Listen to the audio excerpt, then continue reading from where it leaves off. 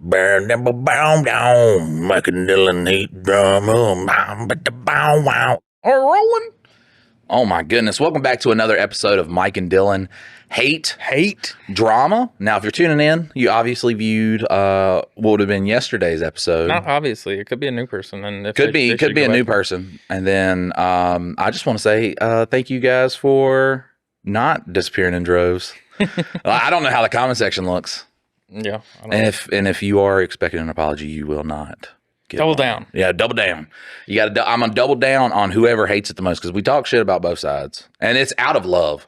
I do want everybody to understand that it is out of love. I don't want people. I think if people were able to go to work and they were able to, make a living and not be struggling, people wouldn't give a fuck nearly as much shit that goes on in the world. But people are starving and they're angry, and I don't want that. So I got 2 free meals today, so luckily today I'm not starving. No, I got free breakfast and then free lunch. I am doing a 3-day fast. So you got free meals too? That's what I always do before I start losing weight. Mike will get fat, and then I'll be like, man, I don't want to be this fat. And then over like the course of 2 months, I'll drop like 50 pounds. But then I'll stop because I don't want to lose skin. So I originally did it. What was I was about 320. Big Mike. That was Big Mike. That's what I called you. Big Mike. Yeah, that was near the biggest I'd ever gotten. And then I was like, oh, I can't do that. So then I got down to about 245. It was about 3 months. Got down to 245, and I was like, all right, we're gonna kind of stabilize right here. Also, I started drinking soda again. If I don't drink soda, that's my biggest killer, is because I don't eat a lot of food because of all the stomach issues. So if I don't drink sodas, I'm peachy, bro.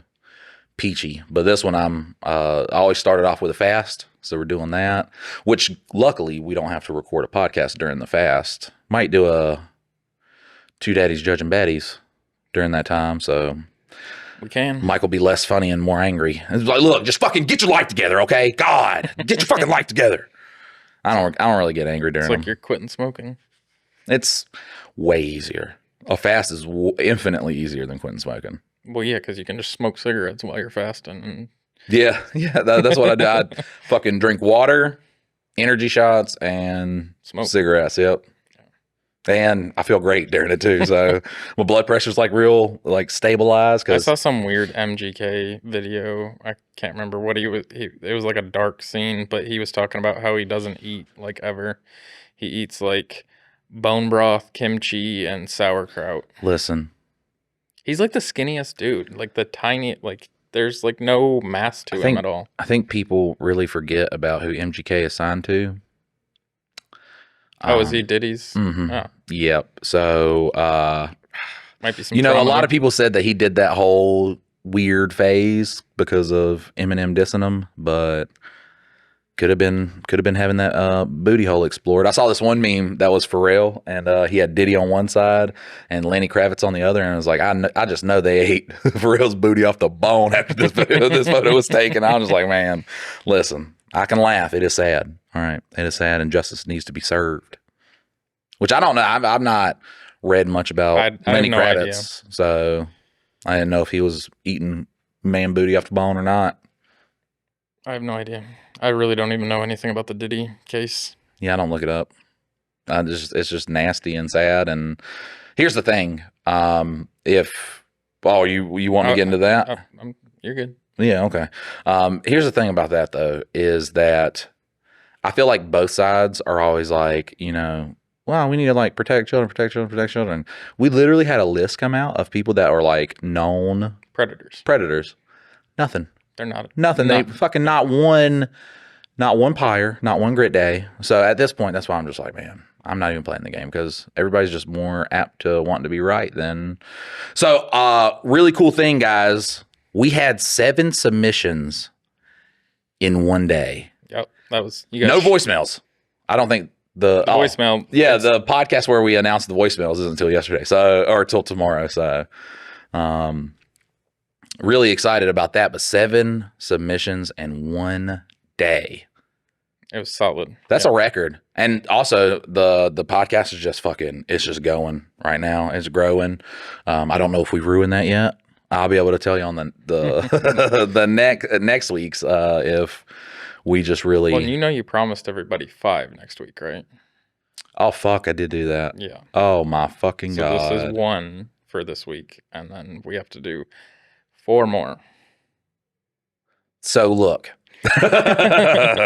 Remember, I think the Denny's meetup on June 15th, which is apparently happening. There are people that said they're going to be there at 6 p.m. Eastern Standard Time. If you come, It's probably just going to be me and you just hanging out there. that's still dope, though. Yeah. Hanging out behind a Denny's. Cop pulls up. What are you guys doing? We're fucking. We're fucking going somewhere. We're supposed to be giving out hand jobs. Are you here for the hand jobs? Right. Or? We're the reach rounds. I thought you said handies behind the dumpster. Oh, reach arounds. Shit. And like I said, I think you have the term reach around wrong. I think You're reaching guys, around. let us know what a fucking reach around is. I'm pretty sure it's just where you reach around. You could go ahead and Urban Dictionary right now and figure out and while he's doing that, I'm gonna read we need a Jamie like Joe Rogan has. I'm gonna read Jamie, look up reach arounds. I'm gonna read one of the reviews that we got through an email submission. Title: Not a truck driver. Dear Mike and Dylan, I am not a truck driver, let me go to but I do work in a coal mining warehouse. I listen to every episode that comes out, and it helps my day go by much faster. Thank you so much for MADHD and keep kicking ass. I look forward to more other side stories. Love XOXO Austin. Oh.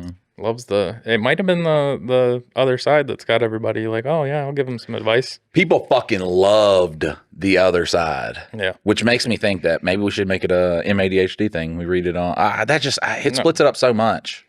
I think we might have messed up by splitting this, but I think people enjoy the two different I think styles. the thing is like you can't have one where you ramble a lot and then one that's like, or you can't do it both on the same podcast. I think honestly the people that hated the rambling were a lot fewer than the people that just enjoyed however far we went down the rabbit hole. I think the majority enjoyed the rants and rambles. I don't know how we should do it because I feel like that is like a really good thing to keep on like the Reddit one, the one that's focused more on Reddit. This one's focused more on advice. And of course we could find just as fun things to do. Well, and as long as you guys keep sending these in, we've got plenty of material to talk upon. Plenty of it. All right. I had to go to incognito, by the way, for reach arounds. You don't want that popping up in your search history? Nee. All right. And the second review, it's more so just a comment that was emailed in to us. Title: Jolly Rancher ... Dear Mike and Dylan, I am mortified. That is all. Sincerely, Ledge. Sorry, Ledge. I think Ledge is the one that wrote in the... Yeah, that's Ledge. Yeah. Because we even commented on the name Ledge. Yeah. I think he was the polyamorous one, right? Yeah. Yeah. Look at that, Dylan. Thanks for sticking around, Ledge. Yeah, Ledge heard the polyamorous jokes and was just like, you know what? I fuck with these guys. I got to word that way better. You always fuck with everybody. Right. I got to stop saying it. So I'm going to read the AI overview of Reach Around. Oh, damn. Google gave an AI overview of that? Yeah, I'm glad. Yeah, that I was shocked. And I'm glad we're kind of deep in this because the first 30 seconds in YouTube is like the big one you don't, because this also goes up on YouTube, is the one that you don't want to fuck up in that one because they'll demonetize you, even though we're not monetized. We're not monetized yet. So we need more subscribers. I'm thinking for future podcasting things. But a reach around has two main meanings. Primarily, it refers to manually stimulating a sexual partner's genitals during sexual intercourse, specifically from behind. Additionally, it can be used as an idiomatic sense to describe an action or gesture that is done to gain favor or mitigate an unfair situation, according to Wiktionary. What? Additionally, it can be used as an idiomatic sense in an idiomatic sense to describe an action or gesture that is done to gain favor. Yeah, bro, just gave him a fucking reach around. Oh, I get it. Like, oh man, look, the dictionary people are fucking on it. They are on it. Us using slang shit. But yeah, I think I was right on that one though. It's while you're doing the deed and then you go ahead and return the favor. Like I said, there can be no penetration because then it becomes gay. Yeah, no. You can use your hands all day long for whacking off a wiener, and it's not gay because, like I said, you could put together an IKEA furniture with your hands. Doesn't make you a carpenter. So if you're not, however you want to justify it, man. You do what you do. I justify how I justify it. Listen, am I the asshole for not wanting my girlfriend to be a stay-at-home mom? Times are tough. All right, but also, once you have a kid, it's a lot cheaper than daycare. Yeah. Daycare prices, bro. It's so hard not to talk about politics because everything's so fucked up, man. I start talking about shit and I got to talk about how fucked up shit is. And be like, yes, we would like $500 a week for daycare. Wow. Oh, and that's cheap. Yeah, but it's stupid because the daycare place, they got like 60 kids they're watching, all paying $500 a week. And then you'll go up to one of the daycare employees and be like, how much you make? They'll be like $4 an hour. $12 an hour. How does that even work? Normal? Like, I don't know. They pay me that. And then fucking, I contacted the IRS, Better Business Bureau. They were like, you shut the fuck up and you work for that $4. They don't make shit. No. Dear Mike and Dylan, me and my girlfriend just had an argument about our future. I want to move south towards the country in the state we are currently living in, and she wants to move north towards the city. I don't think that it is fair for either of us to give up our jobs to move to where either of us want to be. Fucking Jesus. This spawned a conversation about when we get older and we get married and have kids. She says she wants to be a stay-at-home mom, but the health care through my work sucks booty hole and is expensive. I want her to work so I don't have to be the sole provider for the family. She says I should just join a union, but that would be dumb because I would not make as much money as I would because I am a mechanic. She told me in the argument that all she is hearing is I think being a stay-at-home mom isn't draining and isn't a job. I do think it is draining. And I could see how it is a job, but is it a job? But it is a job that doesn't pay the bills. God damn it, Mike. Read. You got this. So am I the asshole? And is there any advice you guys have for me? It would have been a lot better if you just told us what state you were in also, so we could make like a better judgment call. Moving towards the city is a dumb idea. Doesn't matter if y'all are going to both be working or not. It just gets infinitely more expensive. It's not worth it. Yeah. It's not. It never makes sense. Well, the thing that, like, I mean, this is the difference between men and women is because, like, women like the luxury of being close by, all the amenities, so you can go out to eat, you can go to, like, shopping. Bro, I could do that in Lexington if you just like eating the same shit over and over and over and over. Yeah, and over. four places to eat at, and then, like, we do have a Walmart, so, like, that's there fancy. is shopping, but there is no Target or anything outside. Okay, so you move to a city. It's super expensive. You're like, well, is my space going to be bigger? Absolutely not. It's going to be infinitely smaller. Well, is the crime going to be better? No. Worst place to be for a crime is in the big city. And it's like, so why is everything so expensive? There's a mall right there. Pretty much. So you could just walk over. You just walk over to the mall. Well, there's usually better like places to work and things like that. Like, I mean, there are benefits to cities, but like literally living outside of them is the best option, and commuting however you can. Like moving. That's the crazy thing though, is technically down here in Lexington, I pay more in taxes for my house than I paid when I was in Greensboro. Like, so the amount that I spend is actually more living 40 minutes south of Greensboro than living directly like in the city. So I had a dream that we were rich. Mm-hmm. That was pretty cool. Can you just go ahead and say deja vu now so that we can fix that fucking problem? No, because then it shifted towards it was me, Amy, and the kids. We were going to an Airbnb at the beach, and then so we get in there and like all the doors lock and it locks us in this room and it starts filling up with this black sludge. I don't know why. Alien invasion. So I go to like hit the door and it opens up and then closes with Amy and the kids still in the room. You left them in the room? No, listen, because this is really cool. Because remember how I said I could wake myself up from a dream, but I can't really like take it over? I was like, no, that door's coming the fuck down. So I like hit it with my shoulder, and on the third one, it opens. Nice. So then I get the kids and Amy out of the room, and I'm going down the stairs, and I get attacked by these two massive dogs. And I'm like, bro, I don't even give a fuck. One's like latched onto my arm. I have the other one like by its ears. And I just like take them outside, slam them on the pavement. We get in our car and drive off. And I was just like, all right. Mission. So apparently, I need to remind my dreams. Just don't fuck with my kids. Because once you fuck with my kids, I'm like, nah, this ain't happening. Yeah, it was cool to be deja vu, just like the ending, not the rich part. Like people talk about having nightmares about something happening to their kids. And I was like, that never happens in a dream of mine. I remember one where my middle son, we went to this wedding and they had a lake there. So like a week later, I dreamed about that place and him going into the lake.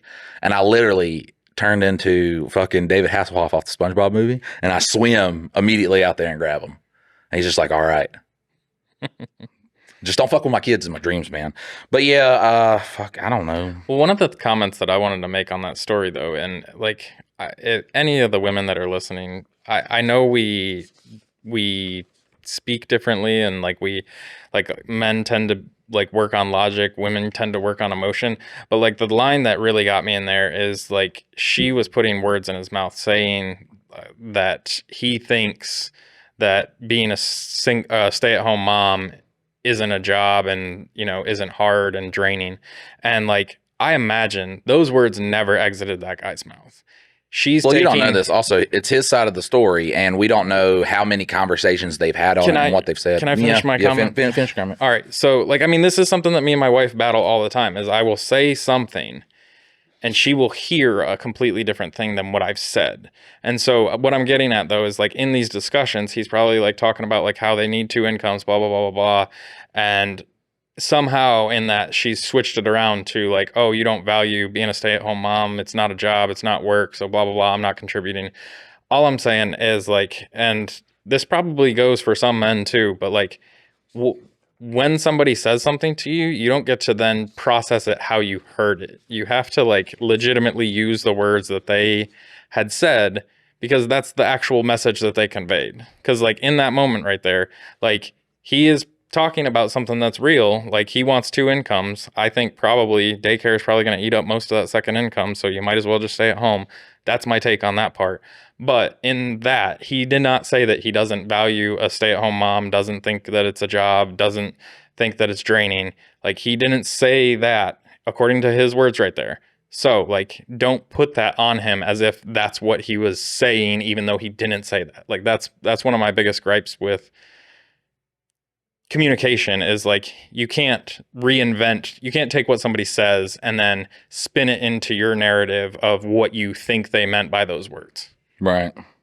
I mean, I agree that you describing the person that hears what they want to hear. I'm just like, man, I was looking at the camera. That sounds a lot like Michael. That sounds like something Michael would do. My thing is like when you do get one of these stories, you do have to infer. Like you have to extrapolate information that's not there. You have to understand that this is one person's side of the story, and this has probably been an ongoing discussion. I do think Dylan's right that fucking daycare is going to. Yeah. What will happen is they'll work two jobs. They'll have a kid. They'll put it in daycare, and then he'll be like, "Man, we're not making that much more money. When we get home, nothing's. I gotta fucking sit here and help clean around the house and do all this stuff." And he was like, "Man, what if all that stuff was done and just honestly, that's probably a good bargaining chip on your like." You want to move towards the country. She wants to move towards the city. The city's going to be more expensive, and daycare and all that stuff's going to be more expensive that way. If you move towards the country and your cost of living is less and you can support yourself on one income, she stays at home, takes care of the kid. Like personally, I didn't choose for my wife to be a stay-at-home mom. She's constantly been like trying to do entrepreneurial stuff through being at home with my daughter, but like the amount of time that you get to spend and like actually pour into those kids and help them become kind of the people that you want to see them be, you couldn't pay that. Like the amount of money that you're not making does not compare to how much you get to like actually spend with that kid. Like that is so much more valuable than any money ever. So if you can cut your expenses, let her stay at home, build a really awesome human being in the process, that sounds way more. It does. It sounds nice going to work, putting your kid in daycare, until you're crying in your car because you're watching, your daughter somewhere at practice or somewhere you can't be, and that's going to happen a lot. It just that really fucking it makes it everything now. It's hard. It is hard, and I think that having the opportunity to stay home, like if you want to have a career, nobody's going to fucking stop you from doing that. You know what I'm saying? Like if you were dead set on, I want to work, I want to be this, I don't want to just be a stay-at-home mom, because that does become your identity. So I do see how women don't fucking like that shit. Some women just don't want to do that. It's a respectable thing. But I mean, you miss the biggest moments. Like you'll fucking go pick your kid up from daycare and then hear about the daycare people talking about, oh yeah, he was fucking taking his first steps today. And then you got to be like, fuck, I missed that. Yeah. So there's always, pros and cons to literally any decision you make in life. So, well, and if she wants to stay home, then like that would be my way of trying to get her on moving to the south. Yeah. We moved to the south. You can be a stay-at-home mom. Yeah.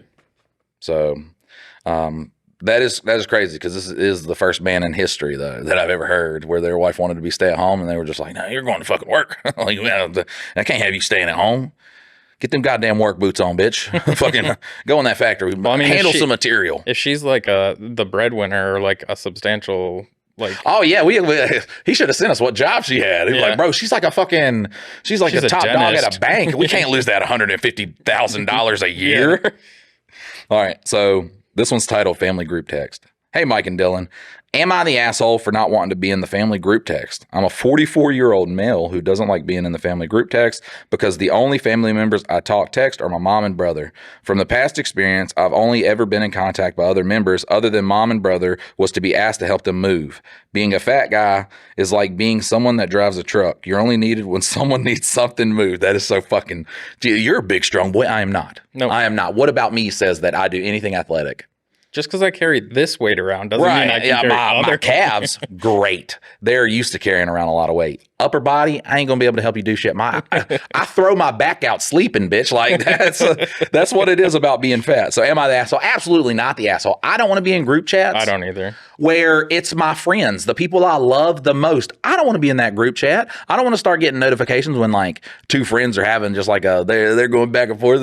Fuck y'all. I'm trying to sleep. See, Mike, it's 2:00 in the afternoon. I set everything. Look at Dylan interrupting me. God damn. I won't let you talk at all. That's been a problem with this podcast is interrupting. And for viewers that just started today, you know it's Dylan that does it.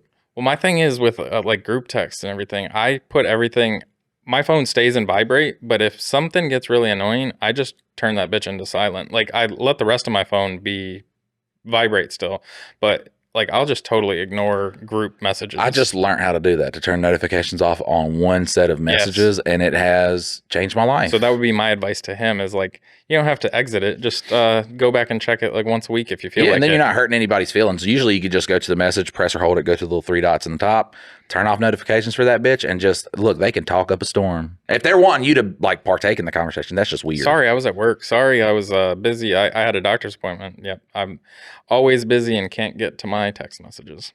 Dylan will tell you, man, I try to help out a lot of people who obviously should help themselves out, learn how to help themselves out. I've been a safety blanket for a lot of people. And once I started turning off them notifications to their messages and shit, well, it's gotten so much easier. You don't owe anybody your attention. Like you don't owe it to them. Well, so, it's just, man, I hate, and where they get me is they got kids too. So, and here towards the end of it, because Amy was always trying to be like, look, they never hit you up unless they want money. Like they never talk to you unless they want something. So why are you entertaining it? And like towards the end, I would be getting these elaborate stories. My sister hit me up and said she got fired from her job, the first job she ever had at 35, 34, something like that, for being autistic. And that she just needed $20 for, I don't fucking know. I would rather you just ask me for money. Don't give me this. If you start doing this whole story, like, at least I have a family member that would be like, but hey, man, I just got a really great deal on drugs. Can you give me like $60? Yeah, because I want to get a bunch. Like this is I like respect that more. And he'll be like, I'll pay you back when we get our monthly check. Probably not. Fuck no. I'm like, no, man, what? $60? You know, my wife will see that. Like, obviously, she just shared a meme that was like, let me read this meme because it's like, ugh. I read it and I was like, bro, I get there's some guys out there and there's some women who like it. It's not me, man. It is not. I'm going to read this fucking thing. I'm not stating which one. When I read this to you, you're going to be like, what the fuck? Right. Yeah, with I agree completely on that because like I used to have homeless people when I was in Greensboro downtown working. They'd be like, "Hey, can you buy me a sandwich?" Or like, "Can you give me money for a sandwich?" And I'll be like, "I'll go buy you one. I'm not gonna give you the money, but like, there's Jimmy John's right there. I'll totally buy you a sandwich." And like, there'd be some that no, and I was like, if you told me you wanted a beer, I would have gave you money. If you wanted drugs, I would have probably gave you money. Just be honest, man. Don't give me this whole, my kids are hungry. He has no children with him. And we're homeless. Like, where the fuck are your kids at, bro? Like, you should have them on the street with sympathy. you. Like, yeah. Sympathy. There's your money makers. Yeah. I could not deny a little 4-year-old coming up like, so can I have $1? I'm so fuck yeah, man. I'll give you $5. Don't buy candy with that. He's like, well, I can't. I got to give it to my dad so he can buy some drugs. But this is the thing. I love my wife to death, but she knows who wears the crown, and she knows who the king is, and she knows her place. I know mine, and I know mine. Bet you won't steal this one. Well, fuck, you ain't got a job. Like, what are you talking about? Like, I could respect it a little bit if that motherfucker was just like on life, killing shit, CEO of his reality. Like, everybody, like, I conquer shit. I bring in all the motherfucking money. Don't talk no shit to me. I run this bitch. You ain't got a motherfucking job, bro. You got to have something. Like, what kind of king is that? If I'm a peasant and my king ain't got no job, he's up there poor asking me for money, which is like normally how it happens with kings. I'm like, give me some taxes. But still, I would want my king to be rich, to make some kind of rules. Like, imagine you ain't got the power over nothing. He lives with his in-laws, parents. Yeah. What are you the king of? Your bedroom? Like, I don't get it. Like, that's so, it's so cringy. I just saw Oscar the Grouch, like, giving that, like, in his little trash can. He's like, hey, bitch, you better. Fucking trash can. You better listen to me because I'm the king of this trash can. When you're in this trash can right here, if you are in my room / the half bathroom that's connected, I am the king of this castle. Unless they kick us out. Here, but. Bro, that shit gets me too, because he has been working, which kudos. He's, I guess I don't really pay attention, but he will still ask for money, or he'll talk about how broke he is. And I'm like, you ain't got no bills, dog. How? Yeah. What is, like, you ain't got no bills. It's really easy to find things to spend money on, though. You ain't got no bills, bro. Yeah. I got $1,100 mortgage. Bro, you ain't got no bills. Give me some money. Like, what are you talking about? That was one thing, too.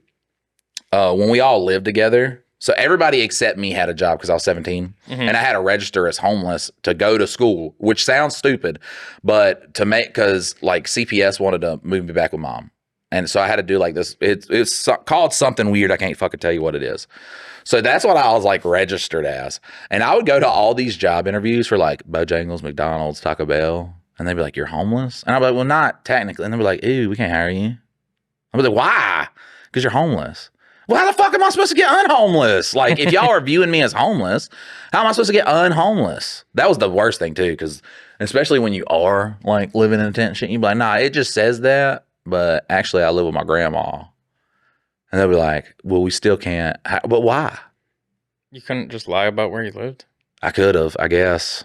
All the things you've lied about in your life, and you wouldn't lie on an application to... There was a lot of, like, it was a cake of shit that happened. So I didn't have an ID. So I had this other form of documentation that you use to get work. And when I would take that to them, like, that would have, like, most of my information on it. Because that's how, like, if you're homeless and you're a kid, I don't know if you can you get an ID before you're 18? I don't know. Well, yeah, I mean, most kids get their license. Especially in North Carolina, it's 15 when you get your permit. Brother, I was 19 when I first got my license. I had to get that shit all on my own, which I wish I would have had one of them parents to do that. But, yeah, I had this little piece of paper, man. It had fucking everything on there. That's weird. It was rough. So the guy at the school actually tried to help me get a job. I might have had an ID. I can't fucking remember. See, I worked under the table until I think I was like 16. But you have to have like mail and stuff like. Well, this is before I knew, because listen, this is before I knew what factories paid, because my brothers worked in like retail and restaurant. Yeah. And I was just like, oh, $9 an hour sounds good. $8 an hour sounds, good. It's 50 cents more than minimum wage. You're doing good there, brother.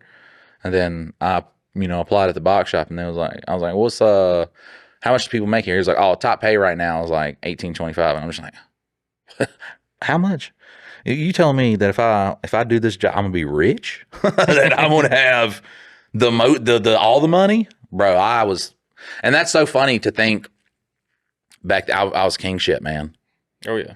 But it was great. And they'd be like, you want to work, fucking 80 hours Doubles? this week? Yes.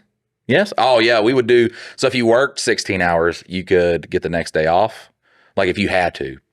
And I just worked 16 hours, and then I'd go to sleep for like 4, and then I'd just go back to work.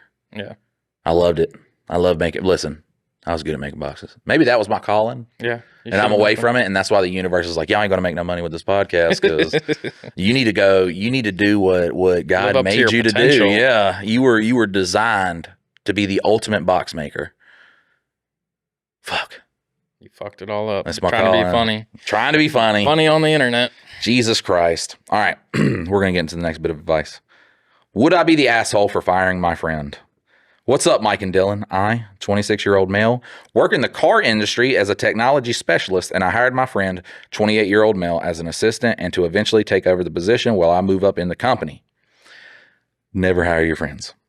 He previously worked for another company for less money, no benefits, and often less than 40 hours a week. He constantly complains he needs more money because he has been here a year. He hasn't shown any improvement and causes me to do both of our jobs sometimes. The company sent him to a training conference to learn the position, and we ended up getting calls asking if we sent somebody from our dealership to the conference. We found out he skipped the conferences, sleeping in and enjoying the luxury hotel. In another situation, he was with a customer while I was in a meeting with our GM, and he was blowing up my phone because he didn't know how to help the customer with a simple task. Working Saturdays are mandatory for our job position, and he often skips Saturdays to go play volleyball. And if he does show up, he leaves before we are supposed to. With him being my assistant, is it my job to fight for his raises even though he doesn't deserve? With him being my assistant, it is my job for me to fight for his raises even when he doesn't deserve it. But it's hard for me to fight for a raise that he, A, doesn't deserve, and B, everyone else in the company notices he is incompetent at his job. It has gotten to the point where I receive calls on my day off. I feel like he's taking advantage of me and the fact that he's my friend. Am I the asshole because I'm thinking about firing him? Would you feel bad firing that guy if he was not your friend? And if you say no, then you should not feel bad.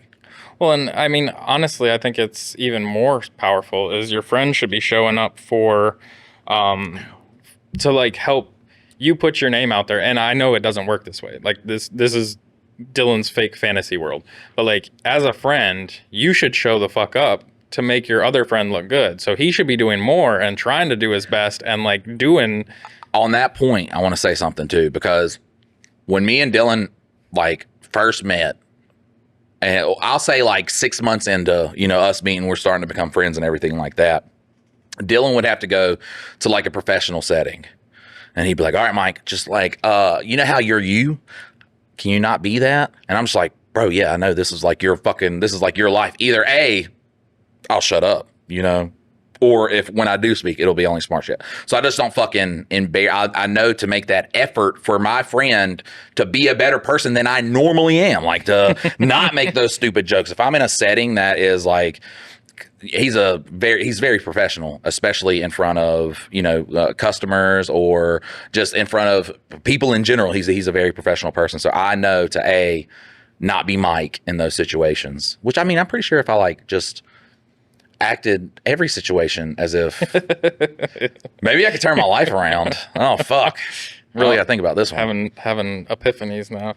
Yeah, no, Mike, like, and it's never that I think that you're going to, it's just the forewarning of like, hey, this is what we're walking into. Because like, I mean, we cut it up and I'm just as vulgar and say crazy shit as you do. I'm just not typically that in front of random people, whereas you're just gonna like pop off with some crazy shit. Bro, we were going crazy during that flowers presentation though. Yeah. Because they were giving us THC beer. That's what it was for. And at the end of it, I don't even think we were talking to the guys. We were just like talking to each other, bro. It was just because we were high. We were we were just like they're sitting there, they're laughing their ass off, but they're off on the side, and me and Dylan's just like cutting it up right there. That was a fucking, we did a banging job with that presentation. You skipped one on this one. Did I skip one on this one? You skipped the top part. Yeah, you read it because I'm starting to read like a child. So we got family drama. Hey, Mike and Dylan. I have some family drama that I need advice for. I had my first child, a boy, when I was 29. 6 months later, his mom cheated on me and I kicked her out. So for several years, it was just him and I. I met my wife when my son was 11 years old and he's now almost 16.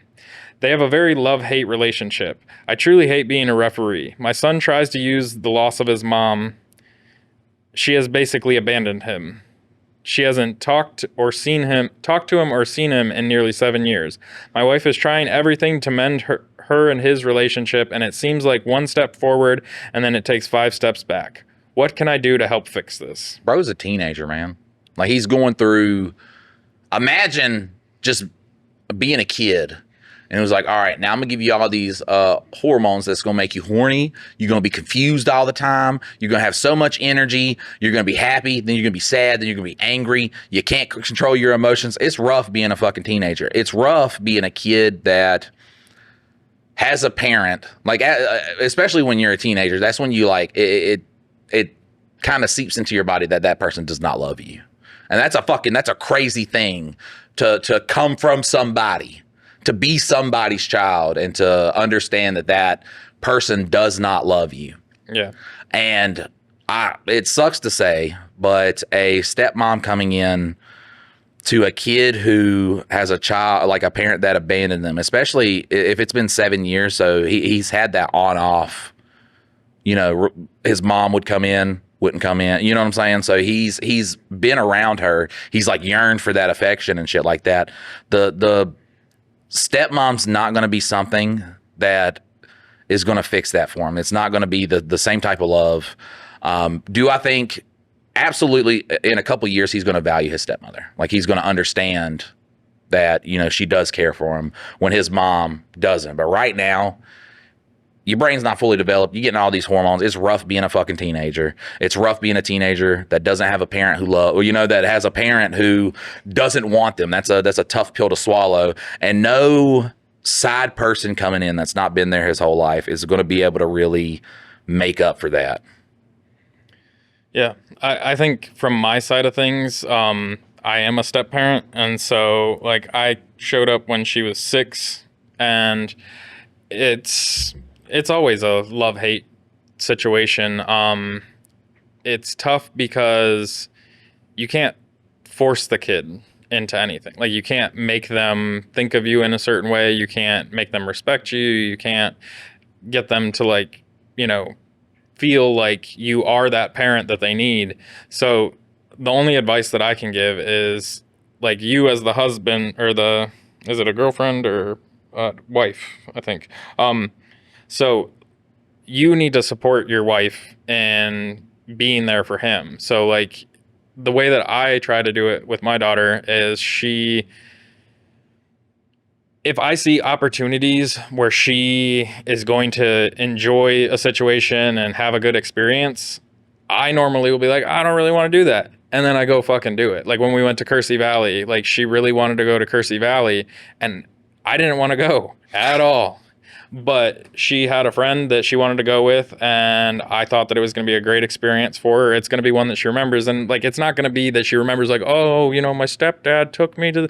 It's not going to be that, but it's going to be a great memory that she has. And if I can facilitate as many of those as possible, I don't do it for her to favor me. I do it for her to be a well-rounded young adult as she continues to grow. But in that process, I do show up in those moments that are meaningful for her. And I just hope that in the future, you know, she'll understand that, yes, I was the step parent. Yes, I wasn't, you know, like her official parent. But when she needed something, I was there. When she like really could use advice, I was there. When she was going through hardship, I was there. And it's not so much that I'm her dad, but I'm an adult figure in her life that she loves and respects in some way, shape, or form.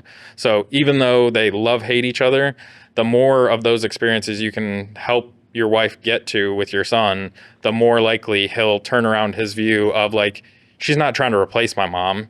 She's just trying to be there for me, period. She doesn't have to be my mom to do that. So that would be my advice to you as the husband. Try to help her find those moments. Right. And she should always go into a situation just, you know, like I said, with the kid's best interest. It's not to be liked. It's not to be hated. It's like, hey, if I say no to this, he's going to be mad, but he doesn't need to do this. If I say, you know, that's how you should treat it. Always, don't ever go into something with the intentions of, oh, if I do this, they'll like me more. Don't do that, because fucking that shit don't listen. I have done nice things in my life, and in the back of my mind, I'm like, yeah, karma's going to fucking like help me out. That never happens. All right. It never happens. If you do nice things out of like, oh, you know, it'll come back to me in the world. It just doesn't happen. I want to give you all a great example of like, you know how they say like no good deed goes unpunished. So field day, All right. We have no fucking money. All right. We have no money. So I'm going up there because Amy they have a Kona truck. I hate the school so much. I don't like it at fucking all, man. Listen, I hate it. So some of the kids in the class will not get, like, you have to pay for it. And I was like, that's real stupid.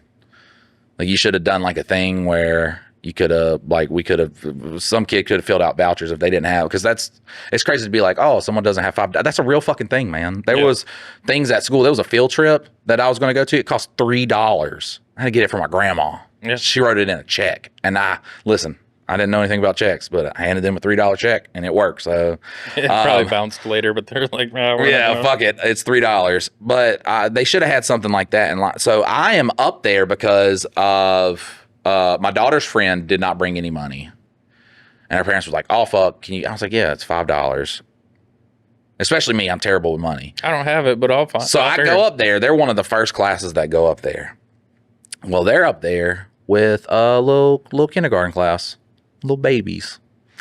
And half the class has to stay behind because they don't have it's like 3 kids, okay? And then there's 12 kids going up getting ices and this is so good.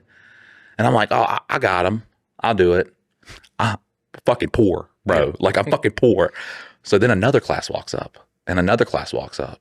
And I'm like, I just can't stay here all day. I want to go fucking enjoy some time with my kids. So I was like, just like however many you got to fucking do. And he was like, so you want to do like 100? I was like, I guess. And he's like, $425. When I told my wife that, she was like, are you stupid? Like, did God give you half a brain? Is that what happened? And I'm like, look, there was a baby's up there. I didn't want to fucking do it. Like, I'm standing there begrudgingly, like, fucking handed, like, I did not want to do it. Stomach, like, oh, bro, like, I was fucking, but I can't. It sucks, man, going through that and being that kid when you're a kid. And then you see other kids go through it and you're like, I can't fucking do this. I can't watch these. And it's little babies, man. And the whole time I am talking shit to because I don't. The great thing is like the operations person's up there. So they had a person that donated 105 cups, but they can't give it to any kid because there's more than 105 kids that need it, even though there's kids that fucking call out that don't go on the last day. Like, half the school isn't there. And she was like, how would we know who to give it to and who not to give it to? I was like, well, this is what you do. You give it to the first 105 kids who doesn't have it. And then whatever is left over, the school takes care of. Yeah. Like, y'all have pizza day where you charge fucking every Friday 2 pieces of pizza for $5. All right. So you're making money. You're making $10 off every goddamn pizza you buy. Yeah. Like, I know that that could go to fucking giving these kids something. So, like I said, Amy's like grilling me, which I understand too. We have no fucking money. Like, that would be nice if Mike was like, had 400. If I was one of those influencers if I'm like Mr. Beast, I should be looked at as to do that. That sounds weird, but fucking, I should be looked at if I got it, help out, you know? And so it happens. And I'm talking about Amy's day immediately went from happy to we're not happy. No. We're not happy. And look, people are going to be like, oh, but Mike did a nice thing. Mike's a fucking moron, okay? I am impulsive. I am terrible with money. I am a lot of negative things. And that's what I try to tell my kids too, because they'll be like, man, you're so much more fun than mom. I was like, yeah, but mom's a good parent. Yeah. Like, I'm a fun parent. I am not a good parent. Like, I try to teach them life lessons. I try to do the best I can, but like, at the end of the day, I'm doing the best I can. I think I'm not raising, fuck nuggets. Yeah. I hope so. So I'm talking my shit, and we go through the rest of the day. We leave. Amy still, she could understand why I did it. Yeah. And I was like, man, I'm just like standing up there. I went up there the same time that all the classes with the little babies went up there, and that'll get you. That'll get you, because they don't understand why they're not getting fucking. Well, and they should, like, that 105, like, it should go. That's to the what kids blew, bro. I'm sitting there, and Amy says that I'm embarrassing her because they have the lady who oversees like the operations and stuff, and she's explaining it to me, and I'm like, your explanation's fucking stupid. And Amy's like, it's not. How did they decide what kid? I was like, no. The kids that don't have money that aren't getting a fucking cone. Right. Like, there's 3. however, dole And them I was out. like, there's no way there's gonna be more than 105 that don't need it, because it was like half did pay prepaid, because you could do the prepay thing, which is what Amy did. So, and then I was like, there's going to be a lot of kids that show up with money, and there was a lot of kids that show up with money. So you'd be like, okay, who has prepaid? All right, who has money? And then there's 3 kids left, and like, you still get some, but we just have to. If they did that, they wouldn't 100% would have had enough. Yes. All right. Once again, I did it. I did not want to do it. On the way back, we get a message that Kona was like, oh yeah, they're. I forgot what had happened, but they were like, we had enough, so we're going to refund your money. Oh. So I thought you said no good deed goes unpunished. Well, it's because I didn't do it because I wanted to be good. I didn't want to do it. I did not want to do it. I did not want to. I knew as I'm handing this card, I'm like, this bitch gonna kill me. A, all right. B, fucking Liz's been asking for like new shoes for like 3 months now. And I was like, she's gonna bring that. She's gonna be like, your daughter wants new shoes. You think we could do that? Would you doing that? And I'm like, fucking Jesus Christ, woman. Like, I'm sorry. You sent me up there with an impossible task. An impossible task. You sent me up there where they're playing the goddamn Hunger Games. And then, so I found out about the 105 cups. I pay for 100. I'm like, so now you go back to all those classes. You get the kids that didn't get one, because there was like 2 classes that went up. And I was like, you go to that and you make sure that those kids that didn't get one. She's like, I can't do that. I'm like, what the fuck you mean? You can't do that. You don't want to do it. That's what the fuck that means. You don't want to do it. Yeah. And God damn it, man. That's one of them schools where they care about feelings. And well, see, at my daughter's school, like, they don't pay for lunch. Like, every kid gets free lunch. Look, man, people that like I said, they're one of those schools that care about feelings and respecting all these cultures and all this. Unless you're poor, man, and that's another thing too. Is a lot of people fucking. Well, that's the one minority, or not minority. That's the fucking that's majority. The majority. That's the one person nobody cares about. Is fucking people who don't have it. Well, even other poor people, they're like, "Fuck you, poor person. You're brokey." Like, and I just don't get it, man. I don't understand. I think that people like those, it's rough, man. And I goddamn hate being so fucking caring about people. I wish I was one of those guys that could just be like, look, I got a cryptocurrency coming out. All right, let's all buy it. We're going to the moon, baby. And then bam, I ain't got to worry about shit. Yeah. Can't fucking do it. I can't be the goddamn reason why. I can't do we could get the goddamn the gambling the little fucking sports gambling apps. We could do that all day long till we're blue in the face. Can't fucking do it, man. I just heard what was it, Theo Vaughn, he's doing the DraftKings. I can't do it, man. I can't just be like, hey, I understand that when I do this, it is up to you to do it. Like, it's your life. But there are people that cannot handle that shit. Yeah. That cannot. They are predisposed to being, what is it? Irresponsible. Yeah. Like that's a real fucking thing. There are people that are predisposed to being irresponsible, and I can't in good conscience. I saw it happen with my grandma. I had a great grandma. One of those little gambling houses popped up. My grandma never had, I don't think she's done a drug in her life, never drank. Normal fucking person. Immediately went downhill. Spent all her time my grandpa had a lot of money saved up. She spent through all that. I mean, that is the only place you could find her. So I watched that happen, and I just can't do that to another fucking human being. I can't do it. Like, it's not like, I get that it's your life. That's cool. It's ultimately that person's responsibility, but then your kids have to watch that too. So if I never do it, then I never have to go to bed at night thinking, damn, somebody's fucking dad or mom is out there just fucking, well, I got this nine leg parlay that if it hits, man, that $50 is going to turn into $5,000 and we're fucking eating. And yeah. Or you could have just taken the 500 that you started with and eat. Yeah, and just eat. And I don't know, man, gambling wouldn't be a thing if people were okay. Well, you starve a bunch of people and you're like, here's the dream of a better life.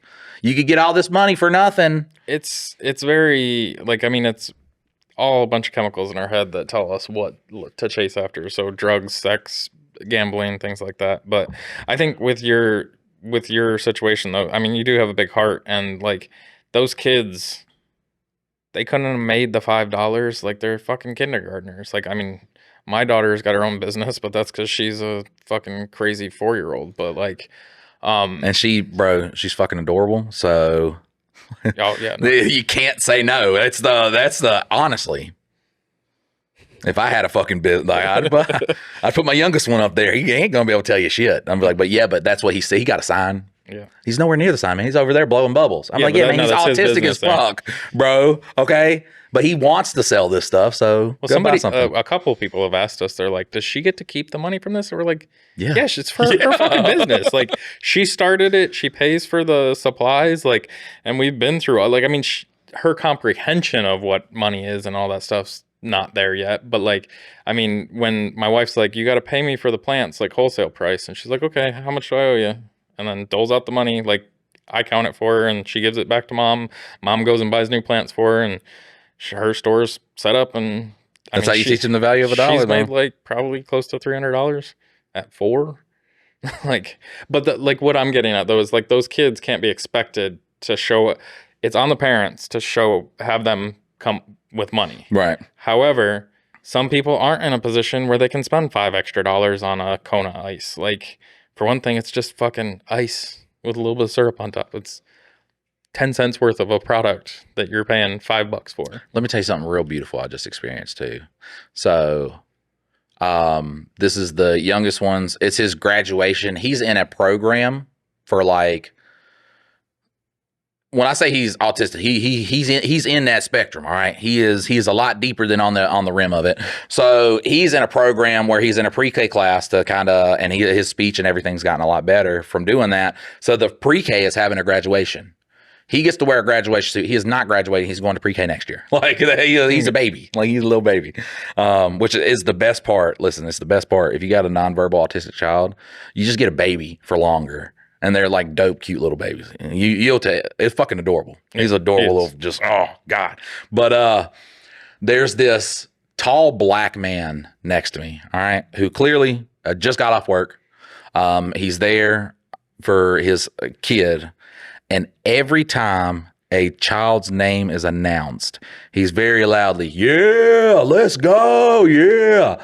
To the point where one teacher goes, sir, can you not do that? And he was like, ma'am, there are some people here, there are some of these kids here who don't have a parent to cheer them on. Yep. He's like, I'm going to cheer them on. I was just like, that's it. That's my man right there. I was like, if they try to get you out here, we find them together. Like, they're going to have to jump us. Well, then why is that inappropriate? Like, I mean, because people just, they want to have, once people can have that idea that they have some sort of power, they're going to fucking use it. Like, it's just a thing, man. I would never want to be in a position where I had any sort of, ugh. Well, like my parents were working when I had my, kindergarten graduation. So maybe like my mom came, but then there was a lot of events that like my parents can't take off work for every fucking thing that is going on at the school. So like some of that stuff, I was just there, and everybody else's parents were there. They were there for the field trips. They were there for all the other stuff. And my parents ain't got money like that. So they showed up to work, which, like. My mom didn't have a job. She slept in bed all day. Listen, in first grade, she came to one award show. Then she didn't come to like two. It was like 2 more after that because they had them every semester. Because she was like, I already seen you get an award one time. And I was like, oh, whatever. I have a memory, bro, that is my favorite. And it's so crazy. You think about, because like when you are just like in the shit, like when you just have nothing, when you're a kid, it's not that bad. Yeah. Because you are accustomed to your life. And I know that sounds shitty and it sucks to say, but you are sort of accustomed to it. And I remember one time we had just moved into a house. We weren't there long. This was during the cocaine era. But we were in a house and the elementary school was right there. I was going to Allen J. Elementary. I mean, we lived on that road towards it. And I was at school one day and I get done with school and bro, look, I'm going to fucking tear up talking about this. It's rough. Oh, I don't like this. I ain't going to do it. You'll get through it. I ain't going to do it. All right. So I remember normally, like, I just ride the bus right down the road. But my mom had walked up there to get me. So I thought, like, something was up or something crazy was happening. And then we get home. We get home. And it sounds weird, man. But she had made me a peanut butter and jelly sandwich. And it's weird, like, we didn't really have food to eat. So going home to that, peanut butter and jelly is like a fucking delicacy. It's still a delicacy to me, bro. Oh, yeah, me2 too. o'clock in the morning. That's why I got to fast. But that was just one of my, I don't know, man. Felt like Well, that's the crazy. Felt like I was a kid. Well, that's the crazy thing is like, I think the best thing to take from all that, and it's tough because like without the absence of, you know, your mom not showing up for those things and your mom not being there for those things, it wouldn't be as an impactful of a moment in your life. But like that's one of the things that you can take now as a father is like those moments count. And like so the moments that you're tired, that you don't want to do the thing, not saying you have to do it all the time, but like those moments mean a lot. Like, because I played basketball when I was in 7th and 8th grade, and out of all the games and all the practices and all the things that I did, my parents showed up for one game.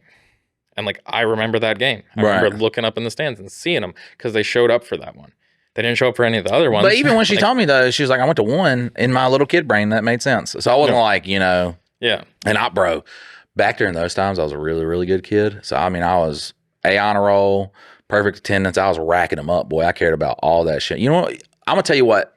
So I did go through this shift where I did become essentially a bad student. And it started in 3rd grade. I didn't get real bad until I got it was like towards the end of 5th grade going into middle school. And that's when I was like constantly in trouble and shit like that. Before then, I was like a good kid who cared and everything. In 3rd grade, we had this teacher. I mean, she was a big old fat lady. And she was mean as fuck and like super. And then also too, we had another one. She was a little bit fat, but it was like I would go from a fat white lady to a fat black lady, and they both had the same personality, and they were both mean as fuck. So I remember when we were poor, bro, I'd have to wear the same pants. I still do now. I have a couple more pairs of pants now. I still do it just because I changed my underwear and my shirt. We're good on the shorts. But she would just like make fun of me. And then I would go from her to the other teacher, and like one of the kids was talking about what happened in the class before, where she talked about, because she was like, when are you going to change them pants? I was like, and like the whole class laughed. So then I go to the next class, and because it's a pair of sweatpants with a hole right there. And I was like, well, these are different, because the kids were talking about to that teacher. And she was like, no, the teacher went, no, it's not. There's the same hole. I saw that yesterday. I washed them. So, bro, I'm just like, and listen, like I said, I am a good kid. And I was like at the point where I believe that if you went and told, like they had your back because they were adults and adults were there for you. And that's when I was like, I was learning. People don't give a fuck. I'd go tell the principal. He was just like, I don't know. Go back to, you know how much shit I got to deal with? Yeah.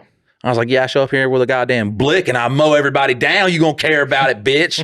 That's the crazy thing, man. Nobody gives a fuck about a kid getting bullied until he does something about it. Yeah. Until he feels like it. Because, I mean, what do I do there? Because I go home, I tell my parents, you know, they don't give a fuck. Well, who cares? Who cares what people say about you? Me, bitch. The whole class is laughing. Like, everybody is laughing at me. I obviously care. I wouldn't have come to you if I did not care. Now, that's the crazy, man.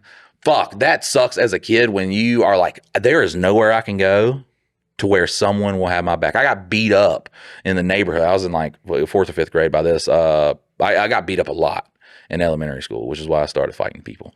But there was this kid, Josh Benfield.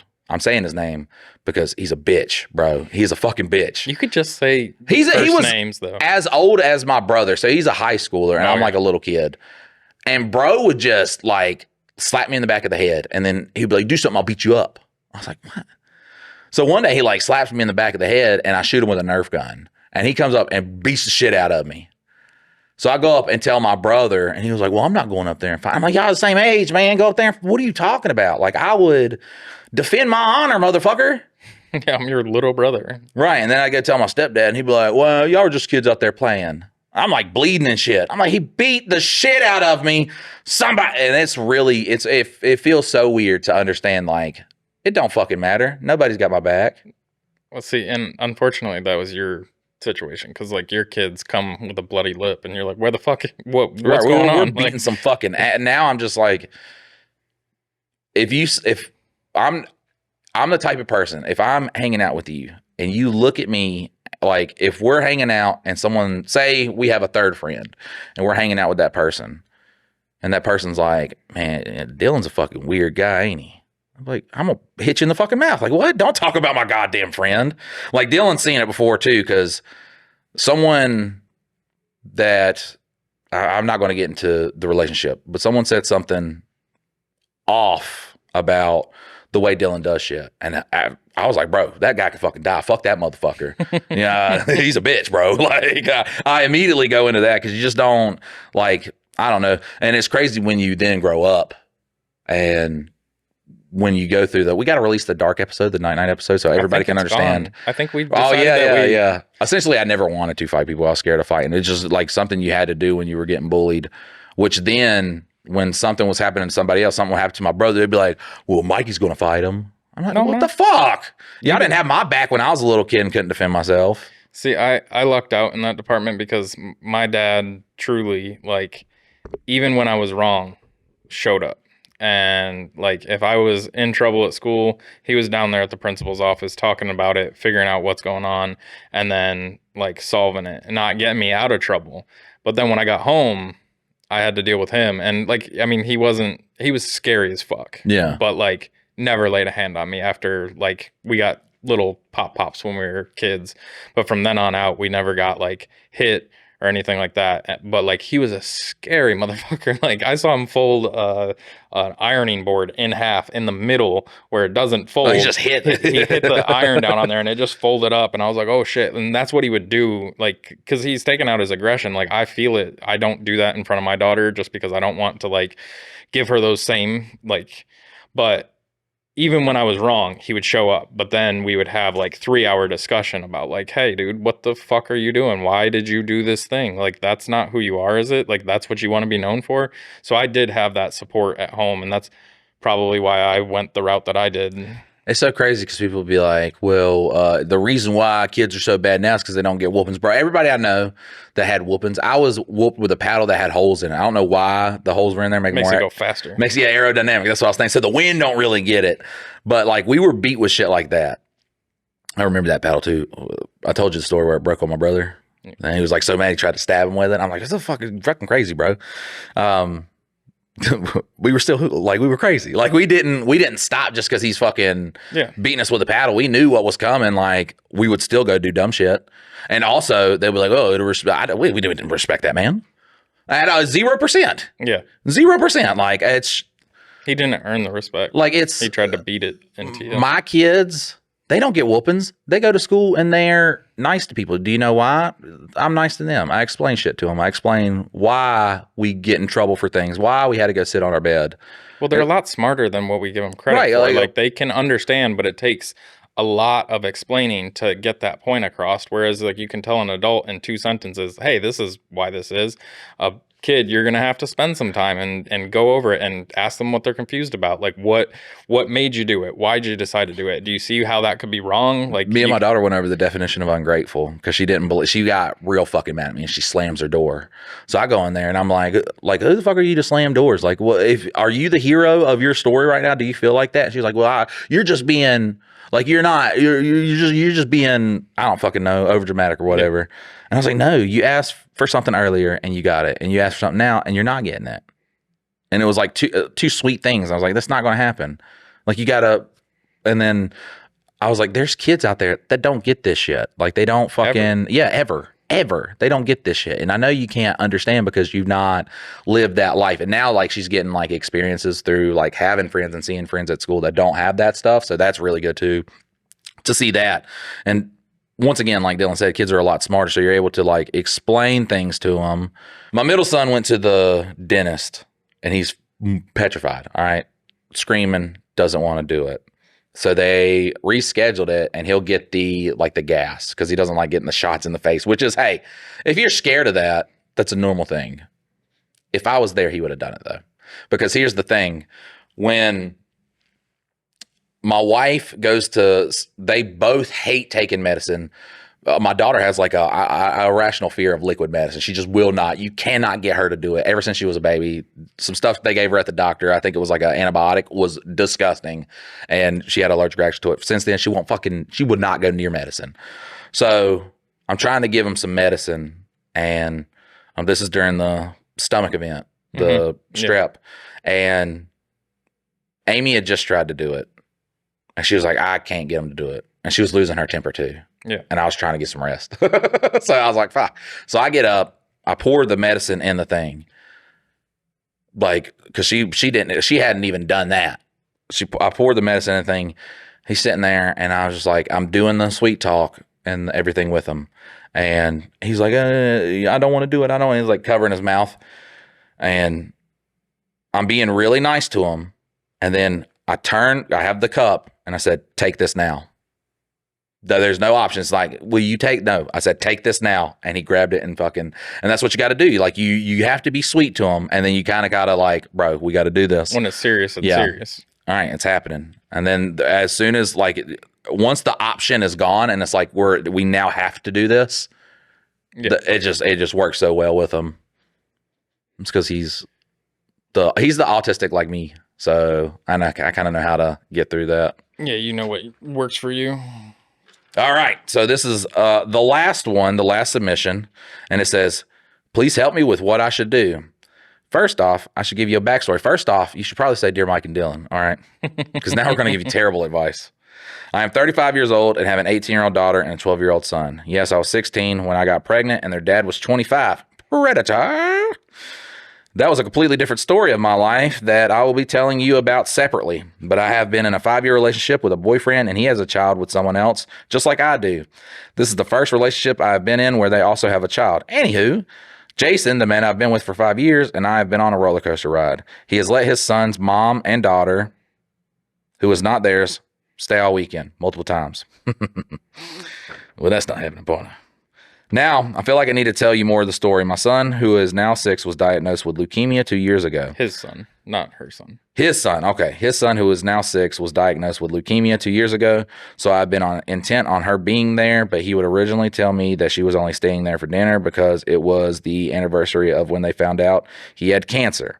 But then she would end up staying the whole entire weekend, and he would barely talk to me the whole time. And this has happened multiple times before finding out that his son had cancer, where his ex stays over there all weekend. And my boyfriend was telling me that it was because he was on call and he wanted to be able to have his son because his son lives an hour away. And I'm the only one that he would, and the only way that he could keep him when he was on call was when his mom could stay there with him. Jesus Christ. Look, guys, we're deep into this podcast. You guys know. Farther we get in, the more I can't read.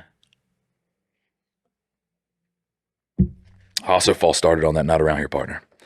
I did. And I started reading the story. Well, now here I am 5 years in, and I moved into this house, and he has tried to kick me and my son out multiple times. Even tonight, he is telling me to make arrangements to live somewhere else. I don't have any options of where I can go because my mom doesn't want me there. My dad is deceased and I have nowhere else. I don't even have a lot of time to even say much because I am saying all this whispering and he is just on the front porch and he will get super mad if he knows I'm saying any of this. But even with this little bit of information, what is your advice? Leave that motherfucking guy. What the fuck? Get the fuck out of there. There is someone that is going to value you, that is going to understand that the relationship that they were in is no longer, is you got your life, I got my life. The moment in time where someone's like, I'm bringing this relationship into this relationship, you got to fucking run. You got to find, there's someone out there that's going to value you. And they are going to understand that their ex is their ex. And I don't have an ex right now that I would be like, hey, you stay over. I understand the kid with leukemia thing. That's rough. I don't understand why she ain't got to stay the fucking night. Well, see, and I don't really have any objections to the ex being part of the picture and all that stuff. My objections are he's asked you to leave. So obviously, you're not really welcome into this. You aren't being appreciated. And you can walk away from that and move forward in your life because obviously that's not a healthy relationship. With him dealing with his son with cancer and the ex and all that other stuff, that's his cross to bear. That's his problem that he needs to solve. But ultimately you can tell he's asked you to leave a couple times and now you're sitting there. There's no fixing that. If he's, especially 5 years, you're growing attached to somebody. I don't know, man. The leukemia thing makes it difficult because he's going through a rough time. your kid having cancer is the worst thing a fucking parent could go through and witness. It is rough. That's what it just makes this very, very difficult. You should have set your boundaries early on that wasn't allowed. We're not going to have her fucking spending the night at our guy, where we stay at. We're not going to have her spending the night. And then he was like, well, it's my house. You could have hopped out and ran there. I think he started doing that prior to like her moving in and stuff. So like he was off working on call. They would stay at his house so that he could come back and like spend time with his son, which is all that, like, it's hard to like say like he's wrong but in this scenario, like you're not as valued. You think he's beating the cheeks though? Probably. Yeah. Like, I mean, you can't, there's like the bringing her over to spend the night, especially if you're not there, like. But it creates a weird dynamic. But even if he isn't, it's still not a healthy position for you to be in. Like, you should not be putting yourself through that. You shouldn't have to think about that. Like, no. I'm not going to put Amy in a position where she has to think, is he out there, fucking up? It's just, you don't do that. Once again, it's like when I talked about the guy at the park. Like, if that guy was not a predator, backstory, he was walking with a dog, me and my daughter are swinging. He doesn't see us. A couple teenage girls walk past him, and he's like, you girls want to pet my dog? On the off chance that guy is not a predator. So I'm saying the off chance he is not a predator. As a man, you don't put yourself in a position like that. So in a relationship, it's very similar. You don't put yourself in a position where you can like raise doubt about somebody's character. Yeah. Like if I have a history with drugs, if Amy found out that I was at a trap house and I'm just like hanging out, but not even doing drugs. I also have never done drugs where I think I would need to be at a trap house because them are like the real big ones. But we're just saying, if I'm at a trap house, like, how do I explain that? Well, I wasn't doing drugs. Well, what the fuck were you doing? Like, yeah, what were you doing? It's just, you don't put yourself in that position. That's some really weird shit, girl. But you gotta hightail and run and find somebody that's going to value you. Really, I feel like with her backstory and all that stuff, you probably got to figure out you. You're cooking on the advice today, by the way. I'm an advice giver. But like, I really think that this ain't like the video games or, I was still right about that. Putting your daughter down. This is like, you are cooking with this advice. I said dog and I was still right about the video games. But the big thing is like, you have to, not be dependent on him, because right now, currently, if you don't have any other place to go, you're 100% dependent on this guy. So if he kicks you out today, you're homeless. You need to make... If you haven't been kicked out after you've heard this, you need to make arrangements to get yourself out on your own. Because that was something we didn't think about during the stay-at-home mom thing. But she wants to be a stay-at-home mom. So, But that means she fucking... For that guy, we're sorry you're getting advice this late into it. That does mean she loves you and trusts you, though. Yeah. Because she's saying, I am willing to be 100% dependent on you. Yeah. So... that is something sweet you could take away from that. And maybe y'all have discussions and not arguments over it. And that's where you discuss your like, hey, we moved to the South where it's, we move into the country. Not the South. Yeah, we moved to the country. Well, I don't count any northern thing as country, but I grew up working on farms. I understand. Where did you work? There's nothing more country than like fucking the Dakotas. Yeah. But Idaho, like... But still, like, moving towards the South, that's good. But yeah, you gotta get out there, girl. You gotta run away. You still said it. What? Moving to the South. That's what I think about the country. The country. But like, just make whatever arrangements if you are still there. Like, you need to start focusing on how to get out on your own, and probably stay out on your own for a little bit before you worry about... Good little bit. Well, and your kids are grown, so, like, I mean, you... Like, not grown, but they're about to fly the coop in not too long. 12 years old, so you got 6 more years left with your son. Like, don't just jump into another relationship and live at another guy's house. Like, try to do it on your own. Because, for one thing, you're only going to get so many years left with your kids. Make it about them, not about some guy that you're seeing. And that guy sounds kind of toxic anyways. So, man, I'm just ready to go home and play some Call of Duty with my daughter. Look, we had one night where I wasn't playing with glasses. I told you about this. Yeah. And she did really, her KDR is above 1, which is really good for an 11-year-old girl. Look, that's a good KDR. That means she... Kill to death ratio. Yeah, kill to death ratio. And then she plays against me. And I am... once again, competitive at everything I do. So if I do something, I cannot do it casually. I cannot play it casually. I do look up how to be better in things. So I'm pretty cracked in Call of Duty, bro. I am very, very cracked. So we go to Nuketown, and she's like 1v1. And I just looked at her before the game started. I was like, kill me 5 times, you win. She was like, I'm going to kill you way more than 5 times. She didn't even kill you once because you said that you let her hit you with the frags or the. Oh yeah, because I wanted to. I ran out of Simtex. I had a Gearhead on. We're playing Cold War right now because it has outbreak zombies. So I let her kill me so it would replenish my fucking 2 Simtex so I could just stick her with it.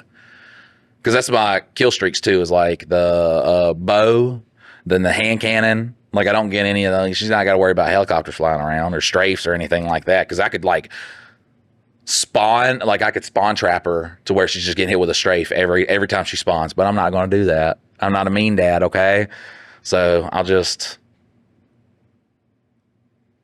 So I want to clarify on the video games because Mike brought it back up. And oh no, because I played these video games, I'm gonna go kill a bunch of people. And Mayo I'm gonna, dick just for don't I'm gonna go fold the strafe maps. everybody.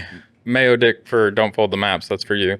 But the video game thing, it is not. I did not say that people that play video games shoot up schools. I said in all the media landscape of everything, the absence of reality is what causes that. And video games do play a part in it. And there are studies that it says it increases aggression. And like that is a proven fact. Yeah, so when you tell me to get off the video game, because I want to keep playing it. I'm not saying everybody that plays a video game is going to want to shoot up a school. Because like that's what the comments are. I've been playing since I was 12 and I haven't shot up a school. Well, yeah.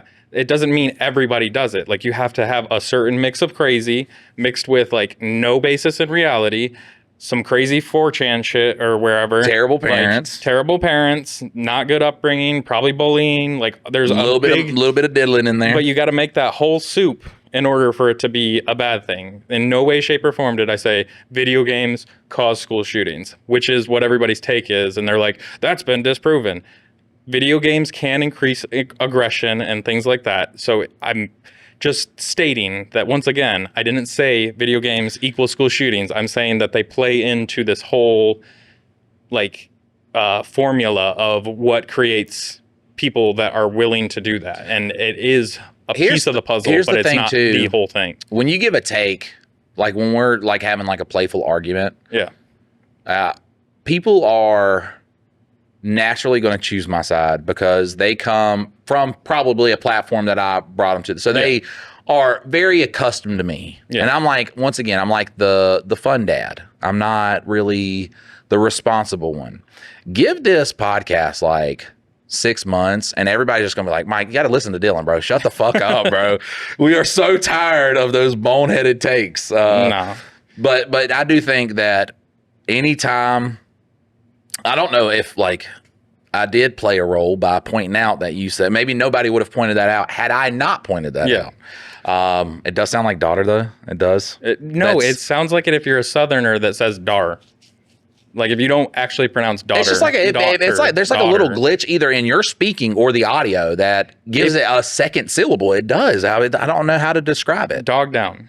Dog down.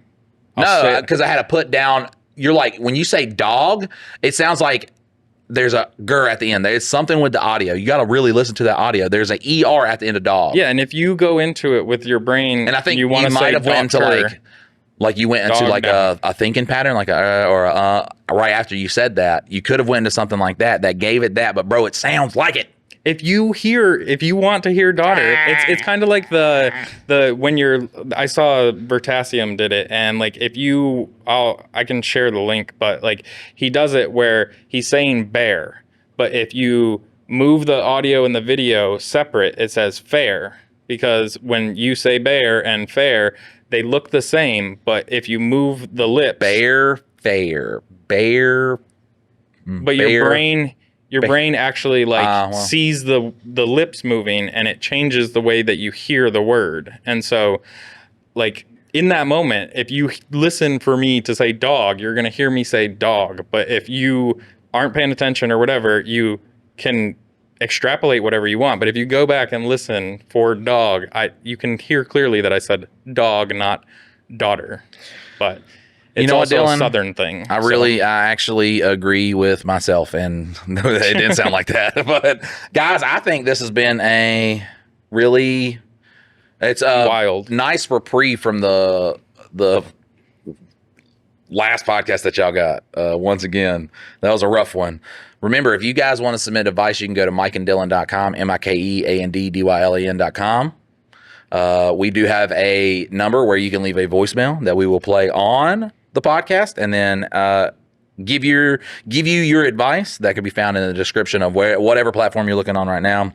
It might be on the website by the time this one goes up. I have no clue. And listen, hand jobs behind a Denny's, June 15th, 6 p.m. 6 p.m. Thomasville, North Carolina. Thomasville, North Carolina. We will see you next time. Later.